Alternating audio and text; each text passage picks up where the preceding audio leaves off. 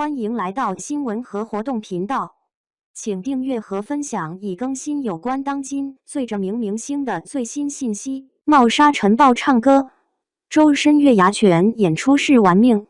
2025年5月5日深夜，敦煌月牙泉的沙漠上空，周深一身白衣立于灯光璀璨的舞台，600架无人机如星河环绕。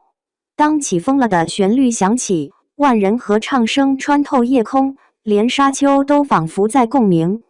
这场因沙尘暴险些夭折的演出，最终以封神现场的姿态刷爆热搜。狂欢背后，争议早已暗流涌动，粉丝感动于偶像的坚持，路人却质疑拿命换流量，值吗？这场演出原本是敦煌51万人星空演唱会的压轴戏。当地政府意图借明星效应拉动旅游，周深作为国风顶流自然成了王牌。然而5月3日，敦煌突遭10年一遇的沙尘暴，橙色预警下，景区紧急关闭，原定演出取消。官方致歉信中那句大漠长风终将拂去黄沙，透着无奈与失意。当晚，周深在社交媒体发文：安全第一，但我会努力不让大家失望。粉丝心疼发现，他凌晨冒雨彩排的视频里，雨衣裹着单薄身影，沙地早已泥泞不堪。有工作人员爆料，他彩排到嗓子哑了还开玩笑，说沙漠唱歌能练肺活量。这种轻描淡写的敬业，成了后续舆论战的导火索。5月4日，沙尘间歇，大雨又至，主办方一度想改期，但周深坚持，观众千里迢迢赶来，舞台必须亮灯。于是600架无人机在雨中调试，舞台防滑垫铺了又换。粉丝群里流传着后勤车陷进沙坑，当地人用骆驼拉设备的魔幻片段。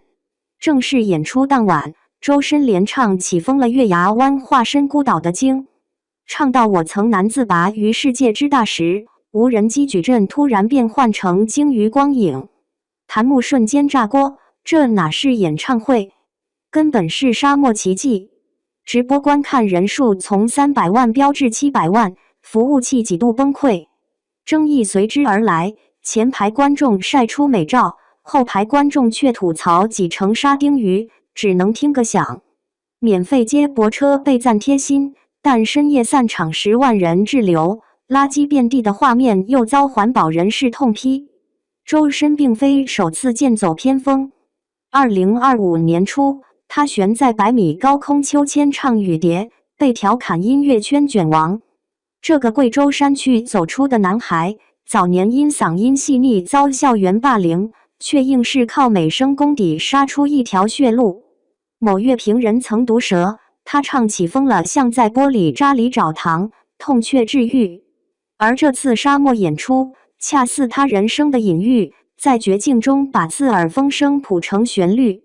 网友吵翻了天，粉丝晒出现场视频，这种史诗级舞台不该被抹黑。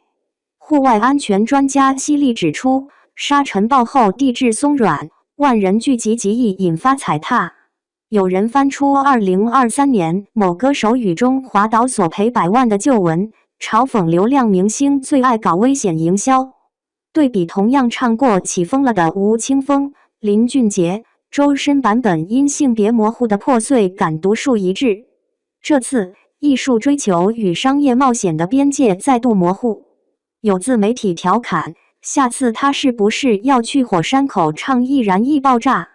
敦煌游客量暴涨30%，夜市老板笑称周深比飞天壁画还管用。文旅专家警告，自然景区承载能力有限，复制此类活动可能透支生态。粉丝则开始 P 图玩梗，周深沙漠限定皮肤已上线。这场演出像一粒沙，折射出娱乐时代的荒诞与浪漫。